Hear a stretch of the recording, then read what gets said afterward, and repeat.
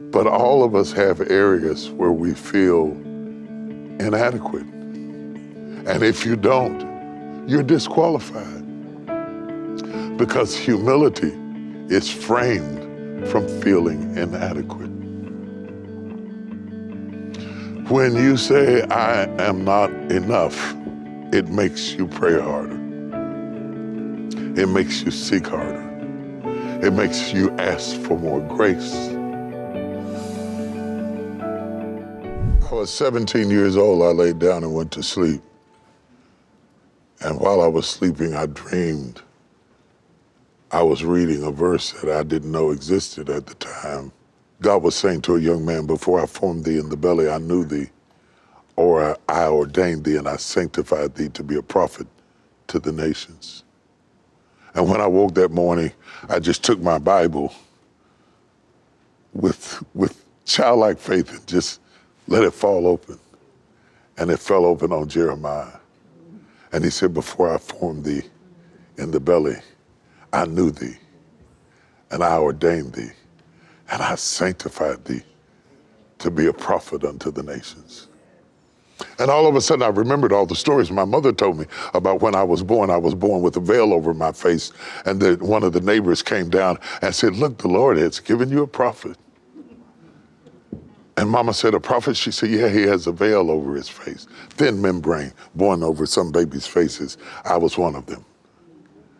That membrane, the old folks said, was a sign you were a prophet, but I didn't know I was a prophet, so I was a wild, crazy, foolish, ignorant, rambunctious kid who got into everything and anything all the time, driving people crazy. And I was having a good time doing my own thing until God came along and messed it all up by bringing this stuff again about me being a preacher.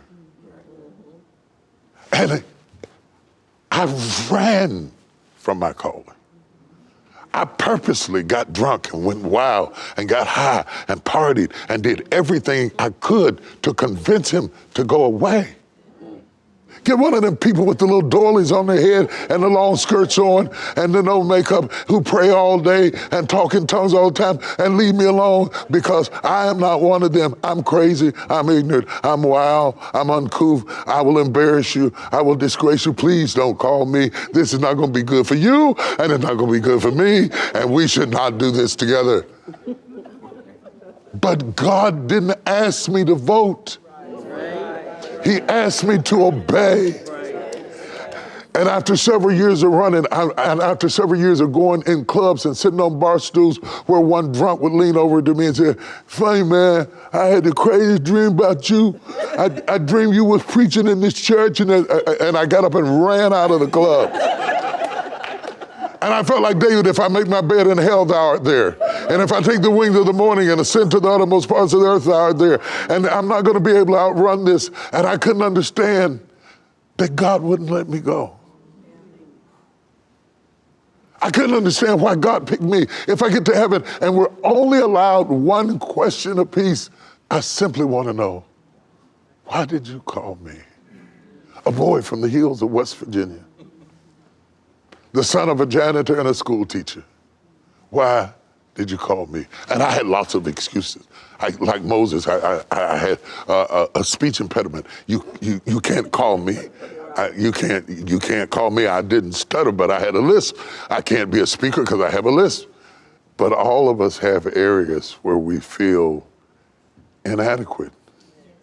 And if you don't, you're disqualified. Because humility is framed from feeling inadequate. When you say, I am not enough, it makes you pray harder. It makes you seek harder.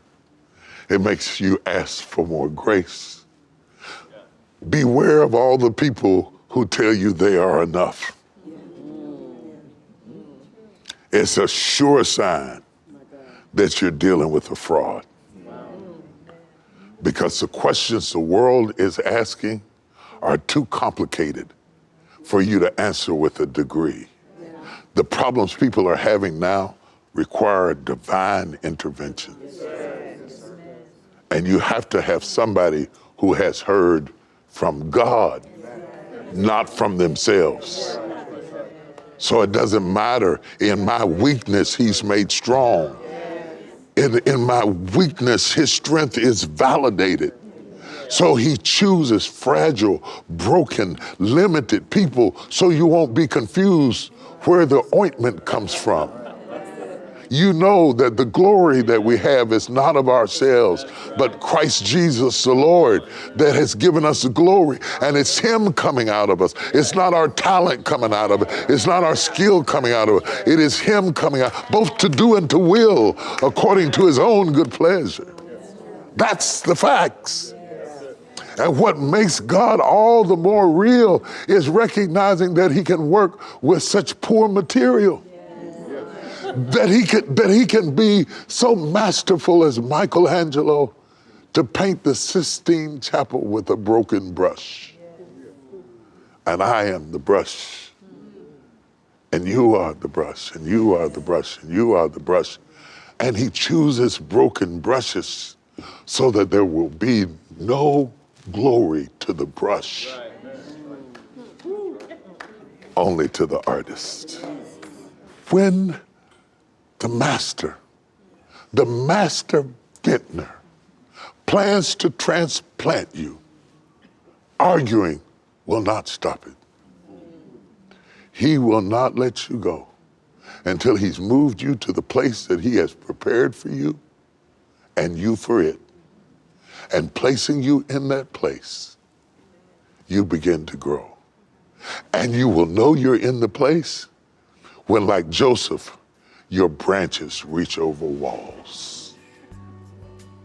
When God plants you, your branches reach over every denominational, racial, generational wall that ever stood.